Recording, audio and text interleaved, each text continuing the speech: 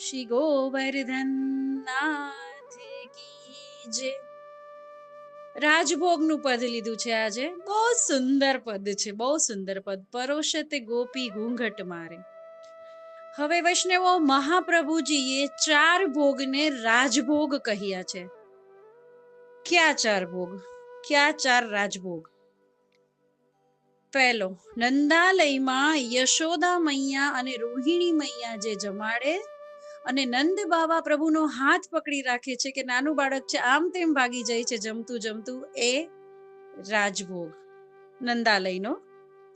બીજો છે કુંજ નિકુંજમાં શ્વામનીજી સાથે, ક્યારેક શ્વામનીજી જમાડે, ક્યારેક સાથે જમે, સખીઓ જમાડે, જે કુંજ નિકુંજમાં, એ બીજો રાજભોગ છે।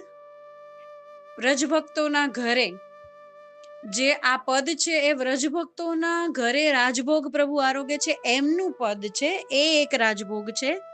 અને એક છે છાક લીલાનો રાજભોગ। જ્યારે ગાયો વનમાં ચરાવવા જાય છે ત્યારે ગોપ બાળકો સાથે, સખા મંડળીઓ સાથે વનમાં જે યશોદા મૈયાએ અને બીજા ગોપીજનોએ પોતાના બાળકોને જે થોડો થોડો છાક બાંધી દીધો છે, એ છાક લીલા એનું પદ પણ આપણે લેશું। એ છાક એ ચોથો રાજભોગ છે। મહાપ્રભુજી આ 4 ભોગને રાજભોગ કહ્યા છે। હવે આ વ્રજભક્તોના ઘરનું એક સુંદર રાજભોગ નું પદ આપણે લઈએ। પરોશતે ગોપી ઘૂંઘટ મારે। પહેલી જ લાઈન એટલી સુંદર। ગોપી છે, બધા ભોજન કરવા બેઠા છે અને ગોપી આવે છે, એને ઘૂંઘટ કાઢી રાખ્યો છે। તમે આંખો બંધ કરીને મન પટલ પર, હૃદય પટલ પર એ વિચારો કેટલી સુંદર ગોપી હશે। એને કેસરી કલરની સાડી ધારણ કરેલી હશે, કેસરી કલરના ચણિયા ચોલી ધારણ કરેલા હશે અને એને ઘૂંઘટ કરેલો હશે અને પીરસવા આવે છે। કેવી ગોપી છે? પરમાનંદ દાસજીને લીલાના દર્શન થાય છે, એમાં પરમાનંદ દાસજી હવે ગોપીની સુંદરતા, ગોપી દેખાવમાં કેવી છે એનું વર્ણન કરે છે ને દેખાઈ રહી છે, લીલાના દર્શન થઈ રહ્યા છે અને ગોપી વિશે કહે છે। કનક લતાશી સુંદર સીમા આઈ હે જ્યો નારે। કનક એટલે સોનું, લતા એટલે જે ઝાડમાં વીંટળાયેલી લતા પતાઓ હોય એ, વેલ આપણે કહી શકીએ। સુંદર સીમા, કેવી સુંદર છે। કનક, સોના જેવી જે લતા હોય, જે લતા પતાઓ સોનાની હોય તો કેટલી સુંદર લાગે। અને લતા સાથે શું કામ કહ્યું છે? લતા જુઓ સીધી નથી હોતી, આડી તેડી ત્રાસી એવી હોય છે જે લતાઓ। એટલે કે છે ગોપી પણ એવી હાલક ડોલક, આડી તેડી ચાલ કરતી આવે છે। એમના શ્રીઅંગના ઉભારો એ આડા તેડા, એમનું સુંદર અને સુંદર સીમા કહી છે। સુંદર સીમા એટલે સુંદરતાની પરાકાષ્ઠા આવી ગઈ, એના સુંદર સીમા, એ સીમા આવી ગઈ સુંદરતાની, એની પછી સુંદર કઈ હોય જ ના શકે એવું પરમાનંદ સુંદર વર્ણન કરે છે। કનક લતાસી સુંદર સીમા આઈ હે જ્યો નારે। નારે એટલે માનથી કહે છે, નારીનું નારે, જેમ સુભદ્રાને બોલાવવા માટે પ્રભુ, એમની બેન સુભદ્રાને બોલાવવા માટે પ્રભુ કહેતા સુભદ્રે, રાધા રાણીને જેને સંબોધીને કે રાધે, એવી રીતે અહીંયા પરમાનંદાસજી નારીનું કર્યું છે નારે। આઈ હે જો નારે, જે નારી પીરસવા માટે આવી છે, જે ગોપી પીરસવા માટે આવી છે, એટલી કનક લતાથી સુંદર છે। જનક મનક આંગન મેં ડોલત, લાવણ્ય મોર સવારે। હવે નખ શિખ સોળ શ્રૃંગાર કરેલો છે। અરે પ્રભુને, કોટી કંદર્પ લાવણ્ય યુક્ત પ્રભુને જમાડવા જાય છે તો એ ગોપી કેટલો પ્રેમ કરે છે, એટલે નખ શિખ સોળ શ્રૃંગાર કરીને આવી છે।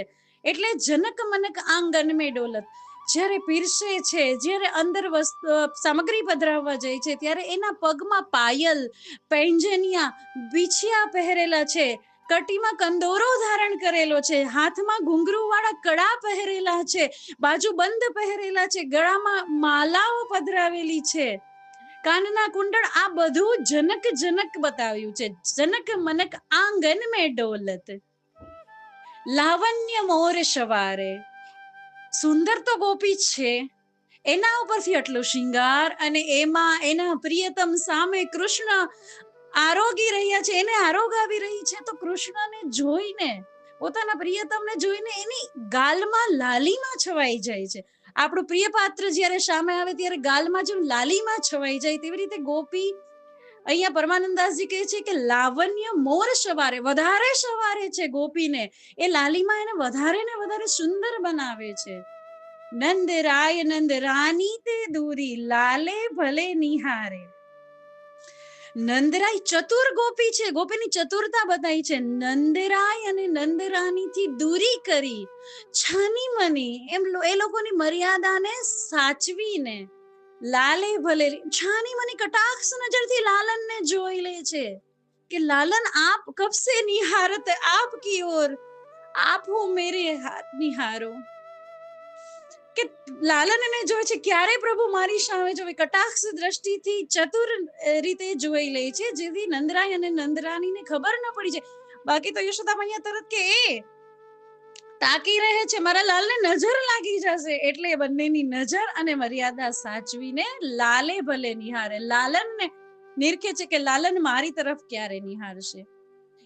હવે વધારે ચતુરાઈ બતાવી છે. ઘર કી સોંજ મિલાઈ થાર મેં, આગે લે જબ થારે. બધી નંદાલયની પણ સામગ્રીઓ હશે, બીજા ગોપીજનોની, બીજા વ્રજ ભક્તોની સામગ્રીઓ હશે. એમાં જે ગોપી પીરસવા જાય છે ત્યારે પોતાના ઘરમાં બનાવેલી જે સામગ્રી, પોતાના હાથે સિદ્ધ કરેલી અને પોતાના ખૂબ જ પ્રેમ લાગણી રૂપી બુરું અધિક મિલાવીને જે સુંદર સામગ્રી, ઘર કી સોન્સ એટલે મીઠી સામગ્રી, મીઠી સામગ્રી મિલાઈ થાર મેં, એ જ્યારે પરસવા જાય છે ને ત્યારે થાલમાં એ પોતાની છાની મની ચતુરતાથી એ સામગ્રી મિલાવી દે છે. આગે લઈ જબ થારે, જ્યારે કૃષ્ણને પીરસવા જાય છે ને થાળ આગળ કરે છે ત્યારે ચૂપકેથી એ પોતાની સામગ્રી ઘરની બનાવેલી એમાં મિલાવી દે છે કે પ્રભુ આ લો ને, જો તો કેવી બની છે. પરમ મિલનિયા મોહન જુકી, પરમ મિલનિયા એટલે કહેવા માંગે છે કે કોઈ ગોપી એમ નથી, એને ખ્યાલ છે પ્રભુ ક્યારે પોઢે છે, ક્યારે જાગે છે, ક્યારે નંદાલયમાં બિરાજે છે, ક્યારે સ્નાનમાં બિરાજે છે. એવી ચતુર ગોપી છે જે પ્રભુને મળતી રહે છે, પ્રભુ વિશે બધું જાણે છે, એને પરમ મિલનિયા ગોપી કહી છે. પરમ મિલનિયા મોહન જુકી, હાસી મીશ હુંકારે, જ્યારે પ્રભુને જોતા એને હાસ્ય આવી જાય છે. પ્રભુ જ્યારે કટાક્ષ નજરે જોવે ત્યારે એને હાસ્ય આવી જાય છે, પણ ત્યાં નંદરાય અને નંદરાનીની મર્યાદાને છુપાવવા માટે એ હોકારો કરી અને હાસીને છુપાવી દે છે.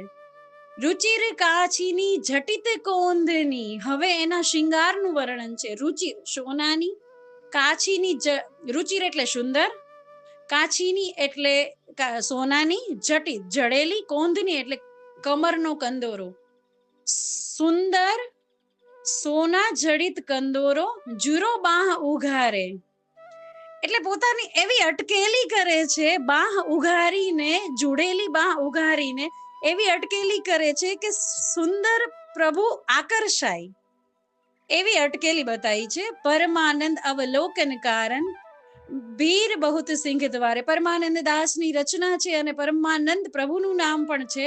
પ્રભુ અવલોકન કારણ, એને અવલોકન કરવા માટે આટલા સુંદર પ્રભુના અવલોકન કાજે, ભીર બહુત સિંહ દ્વારે, નંદાલયના જે દ્વારનું નામ છે એનું સિંહ દ્વાર નામ છે. એમાં ખૂબ ભીડ જામી છે વ્રજ ભક્તોની, વ્રજવાસીઓની, વૈષ્ણવોની. કેટલું સુંદર વર્ણન એ ગોપીનું, એ ગોપીના રસનું, એ ભાવનું, એ ભોજનનું, એ સામગ્રીનું.